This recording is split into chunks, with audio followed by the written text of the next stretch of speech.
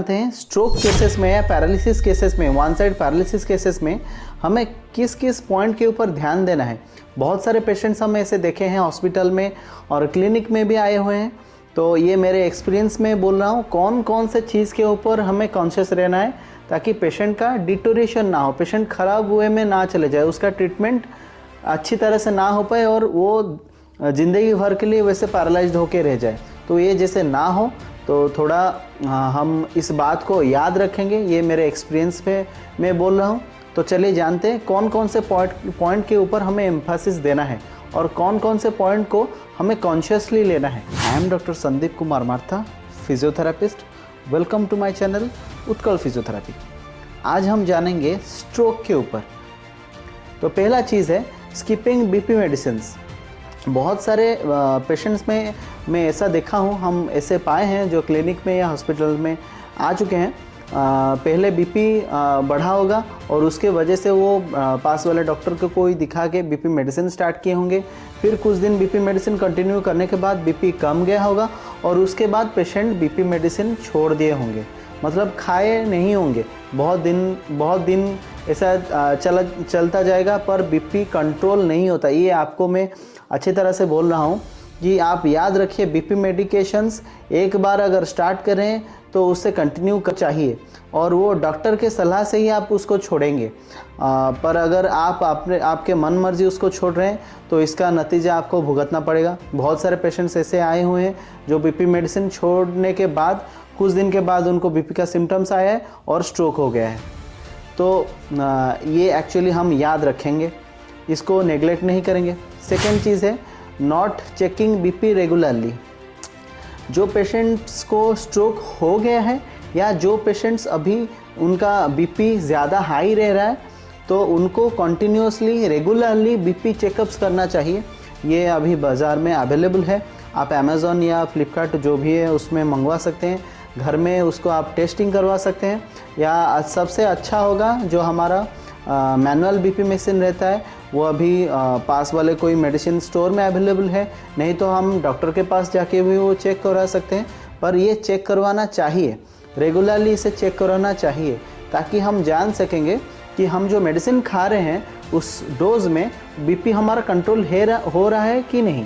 अगर हो रहा है तो अच्छा है, उसी मेडिसिन को कंटिन्यू रखेंगे, और अगर हो नहीं रहा है तो डॉक्टर के पास जाएंगे और उसका डोज बढ़ाएंगे। तो इसीलिए हमें बीपी रेगुलरली चेक करवाना है। 3 में है टाइम डिले इन ट्रीटमेंट, यानी कि आपको मान लीजिए एक पेशेंट को स्ट्रोक हो रहा है, स्ट्रोक के बाद पैरालिसिस हो रहा है। तो पैरालिसिस के बाद बहुत सारे ऐसे पेशेंट हैं जो कि नेग्लिजेंसी के वजह से, नॉलेज मतलब ना होने के, जानकारी ना होने के वजह से वो पेशेंट को बेड पे ही छोड़ देते हैं। वो ट्रीटमेंट फ़ौरन नहीं स्टार्ट करवाते, मेडिकेशन सिर्फ मेडिसिन ही चलाते हैं।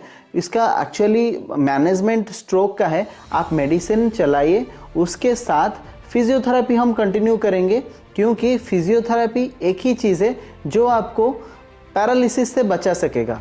पैरालिसिस जो हुआ है, मसल का पैरालिसिस हुआ है, आपका चलना, आप चल नहीं पा रहे हैं ठीक से, तो एक फिजियोथेरेपी है जो कि आपको ये सब चीज़ फिर से लौटाएगा, रिटर्न करवाएगा। अगर आप ये चीज़ करने में डिले कर रहे हैं, फिजियोथेरेपी लेने में डिले कर रहे हैं, तो आप डिटोरिएट होते जाएंगे, ख़राब के तरफ जाएंगे। आपका ये चीज़ में भी हर दिन के लिए, ज़िंदगी भर के लिए रह जाए। आपका ऐसा चलना, ठीक से ना चल पाना, हाथ ना उठा पाना, ये में भी ज़िंदगी भर के लिए रह जाए। क्योंकि ट्रीटमेंट जितने जल्दी स्टार्ट करेंगे 6 मंथ्स के अंदर, 3 to 4 मंथ्स 6 मंथ्स के अंदर, पहले से तो स्टार्ट करना बहुत अच्छा है। आपका जब स्ट्रोक हो रहा है आप हॉस्पिटल से लौटें और तब से हमारा फिजियोथेरेपिस्ट हो तो हम आईसीयू में भी प्रोवाइड कर देते हैं। आपका जब आईसीयू में एडमिट होते हैं तब से ही हमारा फिजियोथेरेपी स्टार्ट हो जाता है। पर एक चीज़ है, प्रॉपर फिजियोथेरेपी आपका होने के वजह से आपका रिकवरी प्रोसेस अच्छा होता जाएगा, आपका रिकवरी ठीक से होता जाएगा। अगर आप डिले करवाएंगे तो आपका डिजीज़ वैसा का वैसा रह जाएगा। 4th में आता है more age takes more time, मतलब आप जान लीजिए कि ये अगर बीपी, अगर आपका एज ज़्यादा हो गया है और आपको ज़ोर से यानी कि ज़्यादा जगह को अफेक्ट किया है आपका ब्लॉकेज या स्ट्रोक, ब्रेन स्ट्रोक जो है वो एमआरआई से हमें पता चल जाएगा। अगर ज़्यादा एज हो गया है पेशेंट को तो ये कंपैरिजन टू कम एज वाला पेशेंट ये ज़्यादा दिन लेगा थोड़ा फिजियोथेरेपी में ठीक होने के लिए। ये हमें जानना, ये हमें एक्सेप्ट करना पड़ेगा, ये हमें जानना पड़ेगा। देन नेक्स्ट है रेगुलर फिजियोथेरेपी। जो पेशेंट फिजियोथेरेपी ट्रीटमेंट करवा रहे हैं उन लोगों के लिए एक्चुअली फिजियोथेरेपी एक रेगुलर प्रोसेस है। वो उसमें हमारा प्रोटोकॉल्स रहता है, क्या किसके बाद हमें क्या क्या क्या उसके बाद अचीव करना है। तो अगर आप रेगुलरली फिजियोथेरेपी करवाएंगे तो एक एक चीज़ हम अचीव करते जाएंगे, एक एक चीज़ आपका सक्सेस आता जाएगा। पर इरेगुलर अगर करवाएंगे तो ये आपके ऊपर है कि आपका ट्रीटमेंट प्रोसेस डिले होता जाएगा, लेट होता जाएगा, आपका रिकवरी प्रोसेस लेट होता जाएगा। तो मैं पहले भी कह चुका हूँ, जितना आपका रिकवरी प्रोसेस लेट होगा ये आपके ऊपर है कि वो डिजीज़ वैसा का वैसा रह जाएगा। देन नेक्स्ट है should every patient should not depend on only medicine. ये मैं पहले भी कह चुका हूँ कि स्ट्रोक का ट्रीटमेंट प्रोसेस पहला है मेडिसिन, पर जब हम क्रिटिकल स्टेज से बाहर आ जाएंगे तब फिजियोथेरेपी ज़रूर करना है। सिर्फ मेडिसिन डिपेंडेंट नहीं होंगे। बहुत सारे पेशेंट्स में हम ऐसे देखे हैं जो कि सिर्फ मेडिकेशन के ऊपर ही डिपेंडेंट हो गए कि मेडिसिन खा के ही उनका पैरालिसिस चला जाएगा। भाई पैरालिसिस सिर्फ फिजियोथेरेपी में ही जाएगा। पैरालिसिस को हटाने के लिए कोई मेडिकेशन अब तक नहीं निकला है, ये सिर्फ फिजियोथेरेपी में ही जाएगा। आपका बीपी कंट्रोल करने के लिए, आपका सीजर कंट्रोल करने के लिए, आपका स्पास्टिसिटी कंट्रोल करने के लिए, इसके लिए में भी मेडिकेशंस हैं, पर पैरालिसिस आपका सिर्फ फिजियोथेरेपी में ही जाएगा, ये याद रखेंगे हम। देन नेक्स्ट है every patient has no same affected portion in brain. ये हम याद रखेंगे, ये हमें जानना चाहिए। ये तो डॉक्टर आपको बोल पाएंगे कि एमआरआई में हम जो ब्रेन स्ट्रोक होने के बाद जो हम एमआरआई या सीटी स्कैन करवाते हैं, हमें पता है कि बहुत जो सब लोगों को, या मान लीजिए 10 लोगों को स्ट्रोक हो रहा है, तो हम लेमैन लैंग्वेज में हम ये नहीं एक्सेप्ट करेंगे, ये ठीक नहीं है कि जिन सबको, ये 10 जन लोग को अगर स्ट्रोक हो रहा है तो 10 जन को सेम ही स्ट्रोक हो रहा है। नहीं, ये गलत है। हमारा अंदर का, ब्रेन का अंदर का कितना पोर्शन खराब हुआ है ये सिर्फ एमआरआई से ही पता चल जाएगा। तो किसका 20% खराब हुआ है, किसका 50% खराब हुआ है, किसका 10% खराब हुआ है, ये सिर्फ एमआरआई से ही पता चल जाएगा। तो सब पर्सन जिनका स्ट्रोक हुआ है तो अफेक्ट पार्ट ब्रेन में सब पर्सन का डिफ़र करता है, सब पर्सन का सेम नहीं रहता, ये हमें जानना चाहिए। तो हम उसी के तरह उनका रिकवरी प्रोसेस या उनका अफेक्टेड पैरालिसिस पार्ट उसी के ऊपर ही डिपेंड करेगा, ये हमें जानना चाहिए। सब लोगों का स्ट्रोक सेम नहीं है। बहुत जगह पे हम पर्सन्स को देखे हैं, बहुत ऐसे लोग को देखे हैं जो कि कहते हैं सर उनका स्ट्रोक हुआ था, वो जल्दी ठीक हो गया, पर इनका स्ट्रोक उसी टाइम पे हुआ और एज भी सेम था और रिकवरी नहीं हो पाया, ये कैसे हो गया।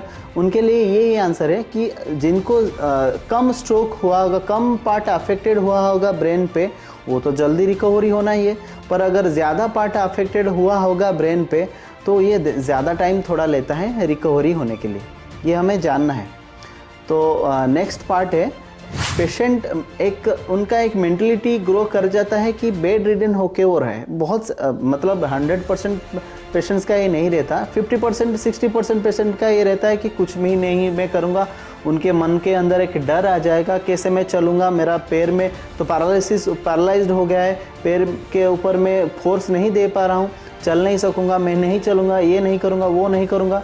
ये पेशेंट मेंटालिटी को हमें ही घर पे ही हमें उसको टैकल करना है, उनको समझाना है कि नहीं हम चल पाएंगे। ये पेशेंट मेंटालिटी को हम ध्यान देंगे। ये पेशेंट चाहेगा कि मैं हर वक्त बेड रिडन होके रहूँ। ये एक चीज़ मैं आपको बोल रहा हूँ, अगर हर वक्त ही हम उसको उसके डर को मान के उसको बेड में रखेंगे पेशेंट को, धीरे धीरे उसका बॉडी स्टीफ होता जाएगा और ट्रीटमेंट के लिए फिजियोथेरेपी में हमको ज़्यादा दिक्कत हो जाएगा उनको ठीक करवाने के लिए, चलवाने के लिए या फिर से लौटाने के लिए उनके नॉर्मल लाइफ में। ये हर वक्त हमें याद रखना चाहिए। Then the foremost one is the leaving the bad habits and bad food, ये तो जायज़ है कि जिसके लिए हमें, मैं पहले भी बोल चुका हूँ कि जिसके लिए हमें स्ट्रोक हो रहा है, मतलब मान लीजिए कोई अल्कोहल ज़्यादा ले रहा है, कोई स्मोकिंग ज़्यादा कर रहा है, कोई कोलेस्ट्रॉल ज़्यादा के वजह से हो रहा है, या जो भी कॉजेस हो, हमें बैड फूड हैबिट्स और बैड लाइफस्टाइल हैबिट्स को छोड़ना ही है। ये अगर हम नहीं छोड़ेंगे तो फिर से भी स्ट्रोक होने का चांसेस हमें 100% है, तो इसे पहले छोड़ना है। Then last one, there is no way apart than physiotherapy for treatment of stroke recovery. ये हमें याद रखना ही है। आप जानिए कि बीपी या ब्लड प्रेशर का मैनेजमेंट के लिए मेडिसिन है, उसके मैनेजमेंट के लिए इंजेक्शंस है। ऐसा अंदर वाला चीज़ का मैनेजमेंट के लिए मेडिकेशंस या इंजेक्शंस है। पर एक चीज़ है पैरालिसिस, जो लकवा मार गया होगा या पैरालिसिस हो गया होगा, उसका सिर्फ एक ही ट्रीटमेंट है, वो है फिजियोथेरेपी। उसके अलावा उसका कोई ट्रीटमेंट नहीं है। तो जितना जल्दी हो पाए आप फिजियोथेरेपी करवाइए, उसी से ही आपका 100% रिकवरी होगा। तो इसी के साथ हम ख़त्म करेंगे। ये एक आप सबके लिए एक नॉर्मल जनरल नॉलेज रहेगा। इसको आप यूज़ करेंगे अगर आपका कोई पेशेंट घर में है, कोई स्ट्रोक का पेशेंट, तो इसको ही आप यूज़ करेंगे। ये मेरा एक्सपीरियंस है, आपको बोल रहा हूँ। तो इसी के साथ हम ये वीडियो एंड करते हैं। जय जगन्नाथ।